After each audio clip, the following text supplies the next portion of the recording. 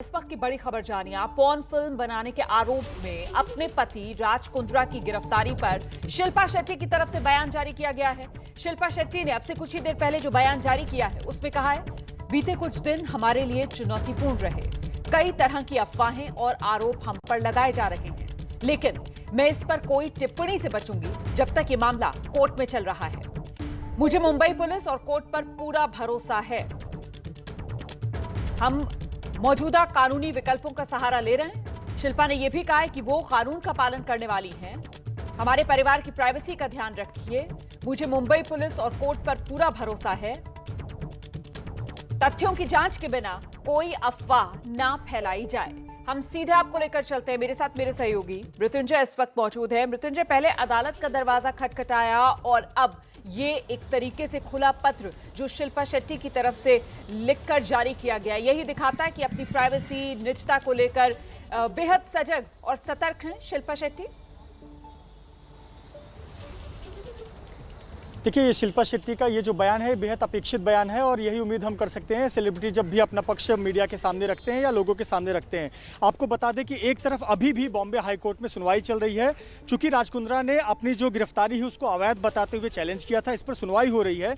उनका दलील पूरा हो चुका है। सरकारी वकील ने क्या क्या कहा है मैं संक्षिप्त में बता दूं। सरकारी वकील ने कहा है कि जब हम इनके घर पर पहुंचे नोटिस देने के लिए, तब राज कुंद्रा जल्दी से अपना व्हाट्सएप डिलीट करने लगे, अपने जो इलेक्ट्रॉनिक गैजेट थे वो डिलीट करने लगे। इसलिए हमारे पास कोई विकल्प नहीं था। हम अपने आंखों के सामने सबूत मिटता हुआ नहीं देख सकते थे, इसलिए हमने राज कुंद्रा को गिरफ्तार किया। और कोर्ट में बताया गया कि 62 फिल्में मिली हुई हैं और जो सैंड बॉक्स है उसमें अनगिनत वीडियोस मिले हुए हैं जो कि अश्लील पॉर्न फिल्म्स है। ये तो एक पहलू हो गया। अब इस पर शिल्पा शेट्टी की सफाई आई है पूरे प्रकरण पर। पहली बार उन्होंने एक बयान जारी किया है। सबसे पहले तो एक बोल्ड हाईलाइट में उन्होंने क्या कहा है कि अब तक आधिकारिक बयान उन्होंने किसी को नहीं दिया है। यह साफ तौर पर बताता है कि शिल्पा शेट्टी इसमें बहुत सेफ गेम खेलना चाहती हैं। स्पष्ट कहना चाहती हैं कि कल को अगर कोर्ट में कोई मामला आता है तो उनके किसी बयान को कोई वकील या सरकारी वकील या कोई भी मीडिया की क्लिपिंग कोई आधार न बने उनके खिलाफ। तो कहीं ना कहीं यह स्पष्टीकरण हो गया। साथ ही साथ उन्होंने अपनी निजता का हवाला दिया है और एक वाक्य कहा है जो उनके जीवन का फिलॉसफी है, नेवर कंप्लेन नेवर एक्सप्लेन। कभी उस शिकायत ना करो, ना उस पर स्पष्टीकरण दो, ना सफाई दो। ये बातें तो ठीक है, लेकिन सफाई तो देनी पड़ेगी। इतने बेहद गंभीर आरोप लगे हैं। 5 महीने 15 दिन के जांच पड़ताल के बाद राज कुंद्रा को गिरफ्तार किया गया। स्पष्टीकरण तो देना होगा।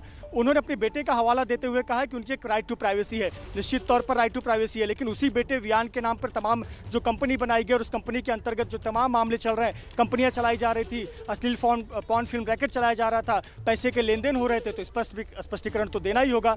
तो भले ही शिल्पा शेट्टी ने अपना एक पक्ष रखा हो, अपनी दलील रखी हो और अपने निजता का हवाला देते हुए अपने आप को बचाने की बात कही हो, लेकिन राज कुंद्रा पर बेहद गंभीर आरोप लगे हुए हैं और इसीलिए मजिस्ट्रेट कोर्ट में उनकी जमानत अर्जी भी खारिज हो गई और अब तक उनके वकील ने सेशंस कोर्ट का रुख नहीं किया। दूसरी तरफ जो अभी उन्होंने एक चैलेंज किया हुआ है बॉम्बे हाई कोर्ट में कि उनकी गिरफ्तारी अवैध है, इस पर सुनवाई जारी है और इस पर बहुत जो सरकारी वकील हैं मजबूती से अपना पक्ष रख रहे हैं और बता रहे हैं कि राज कुंद्रा किस प्रकार से इस पूरे मामले में एकदम महत्वपूर्ण किंग की रोल अदा कर रहे थे, महत्वपूर्ण रोल अदा कर रहे थे और उन्हें सब कुछ जानकारी था कि किस प्रकार से पॉर्न फिल्म रैकेट चल रहा था, कितनी बड़ी भूमिका है। तो निश्चित तौर पर शिल्पा शेट्टी की सफाई कहीं न कहीं अपने पक्ष को मजबूत करने की कोशिश है सिर्फ। जी, आप रहिए मेरे साथ, मैं लौटूंगी मृत्युंजय आपके पास।